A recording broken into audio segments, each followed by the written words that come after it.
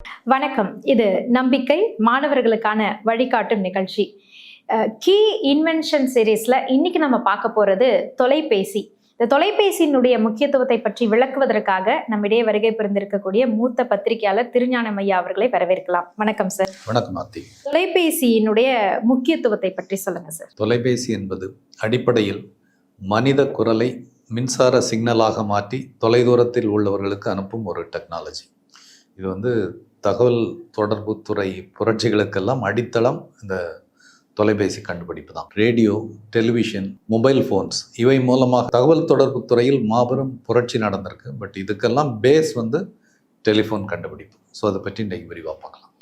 முதலில் தொலைபேசி எப்படி வேலை செய்கிறது என்பதை குறித்து சொல்லுங்க சார்.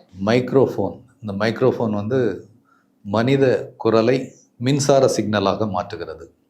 அப்புறம் கேபிள்ஸ் அல்லது ஒயர்லெஸ் டெக்னாலஜி தூரத்தில் உள்ளவர்களுக்கு இந்த சிக்னலை அனுப்புது. அங்கே இருக்கக்கூடிய ஸ்பீக்கர் மீண்டும் இந்த மின்சார சிக்னலை மனித குரலாக மாற்றுகிறது. இதுதான் அடிப்படை டெக்னாலஜி. தொலைபேசி கண்டுபிடிப்பு குறித்த ஆய்வுகள் முதலில் எப்பொழுது தொடங்கியது சார்? குறிப்பாக தந்தி கண்டுபிடிப்பில் இருந்தான். தந்தி டெலகிராம் 1837ஆம் ஆண்டு சாமுவல் மோர்ஸ் மற்றும் வேறு சில கண்டுபிடிப்பாளர்களால் கண்டுபிடிக்கப்பட்டது. அது அந்த காலகட்டத்தில் பெரும் புரட்சி. அதன் மூலம் பயன்பெற்றவர்கள் ஏராளம். மிக எளிதாக வெகு தூரத்தில் இருப்பவர்களுக்கு கம்யூனிகேட் பண்ணுறதுக்கு அப்போ இருந்த ஒரே டெக்னாலஜி டெலகிராம் தான். பட் அந்த டெலகிராம் கண்டுபிடிக்கப்பட்டது அடுத்த கட்ட சிந்தனைக்கு நகர்த்தி தள்ளியது. டெலகிராம்ங்கிறது பேசிக்கலாக கோட்ஸை அனுப்புறது தான். தூரத்தில் இருப்பவர்களுக்கு குறியீடுகளை அனுப்புவது. அதுக்கு பதிலாக மனித குரலை அனுப்பலாமா என்ற கேள்வி எழுந்தது.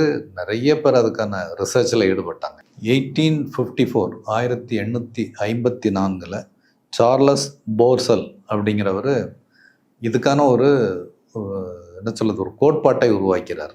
எப்படி மனித குரலை மின்சார சிக்னலாக மாற்ற முடியுங்கிற கோட்பாட்டை உருவாக்கிறார். பட் ப்ராக்டிக்கலாக அவரால் செய்ய முடியல. 1861ஆம் ஆண்டு ஜெர்மனியைச் சேர்ந்த ரெய்ஸ் அப்படிங்கிறவர் ஒரு பேசிக் டெலிஃபோன் ஐடியா அதை ப்ராக்டிக்கலாக ட்ரை பண்ணுறாரு.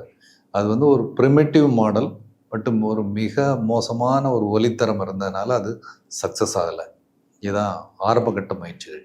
நீங்கள் சொன்னது போலவே இந்த தொலைபேசி கண்டுபிடிப்புக்கு பல பேர் முயற்சித்த போதும் அலெக்சாண்டர் கிரஹாம் பெல் வெற்றி பெற்றது எப்படி? அலெக்சாண்டர் கிரஹாம் பெல் பேசிக்கலாக ஒரு சவுண்ட் இன்ஜினியர்.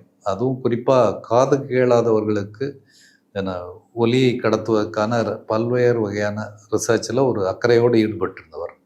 அவரும் அவருடைய உதவியாளரும் 1875 ஒரு சீரியஸான ஆய்வை தொடங்குகிறார். மனித குரலை மின்சார சிக்னல்ஸாக எப்படி மாற்றுறது அப்படிங்கிறதான் பேசிக் ரிசர்ச். இந்த ரிசர்ச்சில் ஒரு குறிப்பிட்ட மாற்றம் திடீர்னு நடந்தது. 1876ஆம் ஆண்டு மார்ச் 10ஆம் தேதி ஃபஸ்ட்டு டெலிஃபோன் கால் சாத்தியமாச்சு. அலெக்சாண்டர் கிரஹாம் பெல் தன்னுடைய உதவியாளர் வாட்சனுக்கு முதல் தொலைபேசி அழைப்பை மேற்கொள்கிறார். அவர் பேசினது இதான்: mister Watson, come here, I want to see you. இதுதான் ஃபஸ்ட்டு டெலிஃபோன் கம்யூனிகேஷன். அதாவது மனித குரலை மின்சார சிக்னல்களாக மாற்றி செப்பு கம்பிகள் மூலமாக இன்னொருவருக்கு, தூரத்தில் உள்ள ஒருவருக்கு அனுப்பக்கூடிய பேசிக் டெக்னாலஜி ப்ரூவ் ஆயிடுச்சு. ஸோ முதல் டெலிஃபோன் காலும் சக்ஸஸ் ஆயிடுச்சு.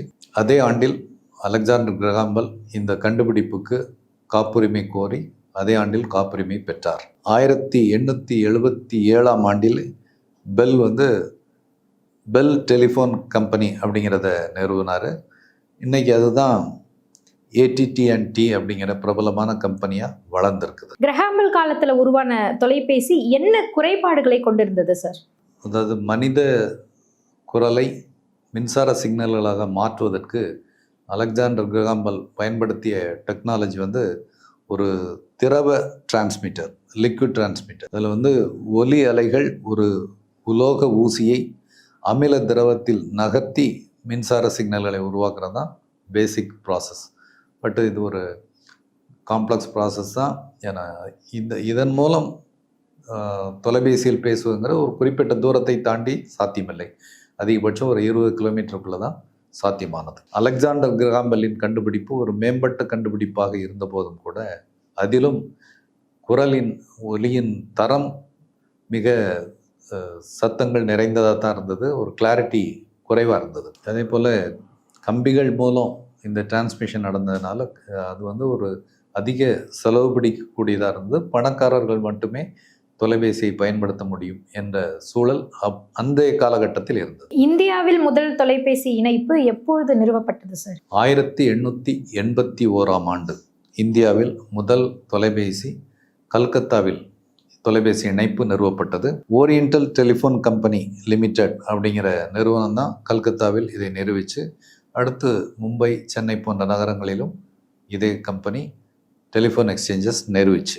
சென்னையில் 1882ஆம் ஆண்டு முதல் தொலைபேசி இணைப்பகம் நிறுவப்பட்டது. கிரஹாம்பல் காலத்தில் உருவாக்கப்பட்ட அந்த தொலைபேசியில் அடுத்த கட்ட மேம்பாடுகள் எப்படி உருவாக்கப்பட்டன? ஒலியின் தரத்தை மேம்படுத்துவது, அதிக தூரத்துக்கு தொடர்பு கொள்வதை சாத்தியமாக்குறது, அதே போன்று பயன்பாட்டை எளிமையாக மாற்றுறது, இந்த மாதிரி பல்வேறு டெவலப்மெண்ட்ஸ் அடுத்தடுத்து வந்தது. இதில் முதல் டெவலப்மெண்ட் சொன்னால் தாமஸ் எடிசன் மற்றும் எமிஸ் பெர்லினர் இவங்க வந்து கார்பன் மைக்ரோஃபோனை உருவாக்கினார். இது வந்து என்னாச்சுன்னா, முந்தைய அலெக்சாண்டர் கிரஹாம்பல் உருவாக்கிய டெலிஃபோன் மாடலில் திரவ டிரான்ஸ்மிட்டர் பயன்படுத்தினாங்கன்னு பார்த்தோம், லிக்விட் டிரான்ஸ்மிட்டர். கார்பன் துகள்களை பயன்படுத்தி ஒலி அலைகளை மின்சார அலைகளாக மாற்றுகிற ஒரு டெக்னாலஜி தான் தாமஸ் எடிசனும் எமில் பெர்லினரும் கொண்டு வந்தாங்க. இது வந்து ஒலியின் தரத்தை மேம்படுத்தியது, சத்தத்தை குறைத்தது. அடுத்த கட்டமாக 1878 தொலைபேசி மையங்கள் உருவாகின. ஒரே நகரத்தில் பல பயனர்கள் தொலைபேசி மூலம் தொடர்பு கொள்ளக்கூடிய வாய்ப்பை இந்த எக்ஸ்சேஞ்சஸ் உருவாக்கிச்சு. 1962 செயற்கைக்கோள் தொலைபேசி சாத்தியமாச்சு. 1973 மொபைல் தொலைபேசி அறிமுகமாச்சு.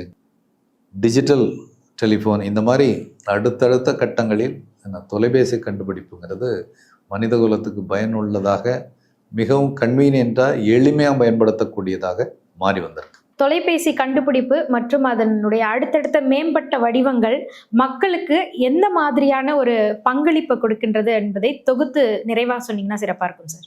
1876ஆம் ஆண்டு அலெக்சாண்டர் கிரஹாம்பல் கண்டுபிடித்த ஒரு ஆரம்பகட்ட தொலைபேசி அடுத்த கட்ட தொழில்நுட்ப மாற்றங்களோடு வளர்ந்து இன்றைக்கு வந்து கிட்டத்தட்ட எல்லார் கையிலும் ஸ்மார்ட் ஃபோன் தவழக்கூடிய ஒரு சிச்சுவேஷன். யாரும் எப்பொழுதும் உலகின் எந்த மூலையிலிருந்து எப்போதும் யாரோடும் தொடர்பு கொள்ளக்கூடிய அளவுக்கு இது வளர்ந்திருக்கு. சமூக ரீதியான இணைப்பு, அரசியல் பரிமாற்றங்கள், அறிவியல் வளர்ச்சி என எல்லா வகையிலும் டெலிஃபோன் கண்டுபிடிப்பு ஒரு மிகப்பெரிய பங்களிப்பை செய்திருக்கு. தகவல் தொடர்பில் ஏற்பட்டிருக்கக்கூடிய மகத்தான புரட்சிகளுக்கு ஒரு அடிப்படை இந்த டெலிஃபோன் கண்டுபிடிப்பு என்றால் மாற்று கருத்தே இல்லை. நிச்சயமா சார், இந்த கீ இன்வென்ஷன் சீரீஸ்ல தொலைபேசியை பற்றிய விளக்கங்களை மிக அழகாக எடுத்து சொன்னீங்க சார். நன்றி. நன்றி.